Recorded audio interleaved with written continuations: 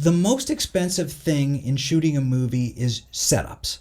All right, that's what takes the longest amount of time and usually costs the most amount of money.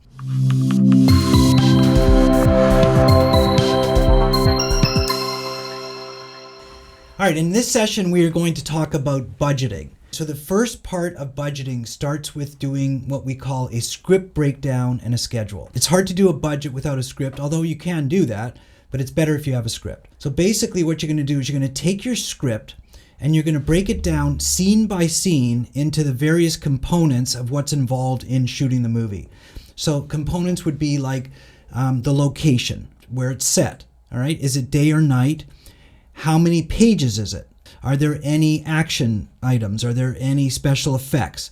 Is there special wardrobe? Is there special makeup, hair? You need to know exactly what's involved in each scene, and of course, actually who's in it, like how many actors, how many extras, that type of thing.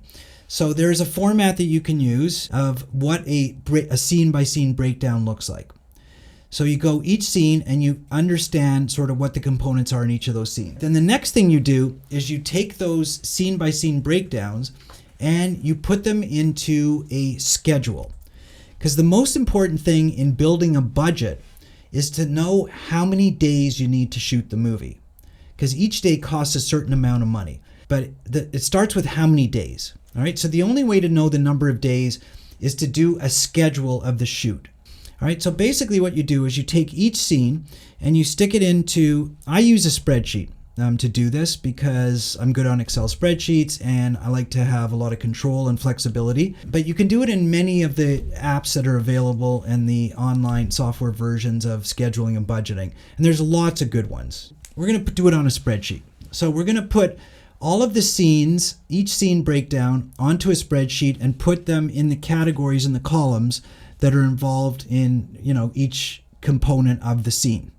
This spreadsheet is otherwise known as a strip board. All right, because each line is a strip, each row. All right, and the columns, the way I do it, represent sort of the items, but the rows represent each of the scenes. In the day before computers, this used to be done manually. And it was actually done, you'd write out a whole scene and you'd put all the information and it would be on an actual strip and put them onto an actual board and shift them around. You don't shoot a movie in order. So that's how it got the name a strip board, because you'd have these strips. Now what you have to do is you have to determine what makes the most sense in terms of shooting your movie. There's so many things that go into this, okay? Because scheduling a movie involves a lot of different moving parts. So in no particular order, I'm going to tell you some of the things that I prioritize. Probably the first number one thing that I prioritize is, as the producer who's doing the schedule, I sit down with the director and I ask, how much time do you need to do, say, the dialogue for these scenes? So let's say one of the scenes is, say, 4 pages of dialogue. In addition to the shooting of it, there's obviously the setting up for it, and there are the retakes and all this kind of stuff. So a good director can determine sort of the speed at which they can shoot. As a producer, I want the movie basically shot as quick as possible, because my priority is to save money, is to get the best quality product by spending as little money as possible. That's the goal of an independent producer. So I don't really want to rush the director, but I also don't want them to take too much time because maybe we won't have enough money to afford that. All right, so some directors might say, I need, 4 hours to shoot that scene. So it starts with that. The second most important thing to me is, it's probably the most important actually, grouping together scenes that are shot generally in the same location. Because the most expensive thing in shooting a movie is setups.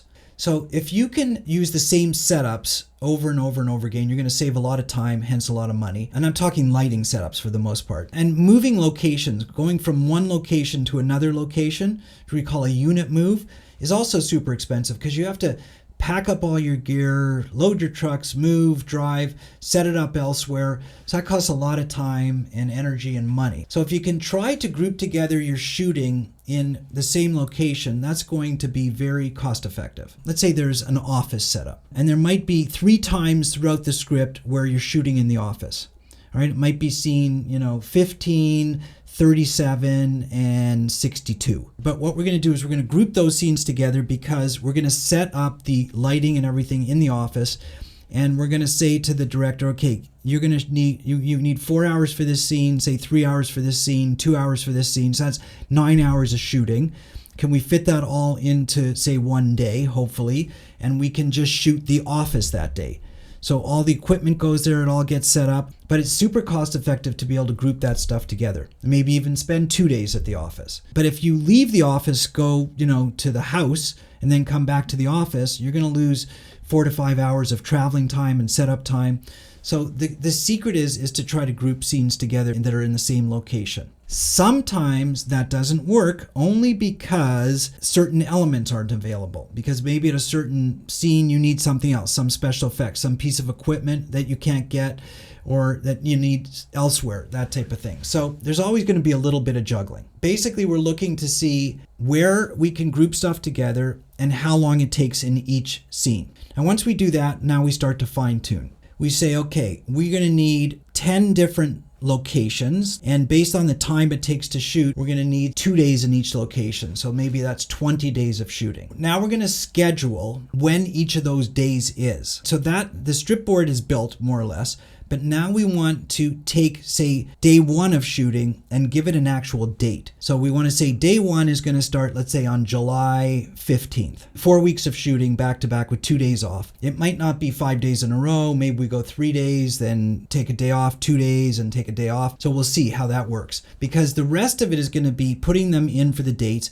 and the dates are going to rely on various things. Like one would be when your actors are available. Another thing would be location availability. Sometimes, let's say the office, and you're using somebody's office and they say you can only shoot there on weekends. So you have to schedule it on certain days that they allow you to schedule it. So you have to start with that and then back everything out that's easier to get to. Sometimes it's equipment availability. Like if you need a certain piece of equipment like a crane or something like that, something that you don't carry in your truck and it's not available to you and you have to book, maybe you're going to get a certain rate or a certain availability only on a certain day. You look at all of these things in terms of the limitations of availability, and that's how you determine the dates of what the shoot will be. But the most important thing is to determine from the strip board how many days you need to shoot. We don't need to know which days you're actually shooting on. That's for scheduling. But for the sake of budgeting, we need to know how many days. Now we want to build a budget. So there's 2 ways to budget. You can do what we call top-down budgeting, where we start at the top and work our way down, or you can do bottom-up budgeting, where you put the number that you can afford at the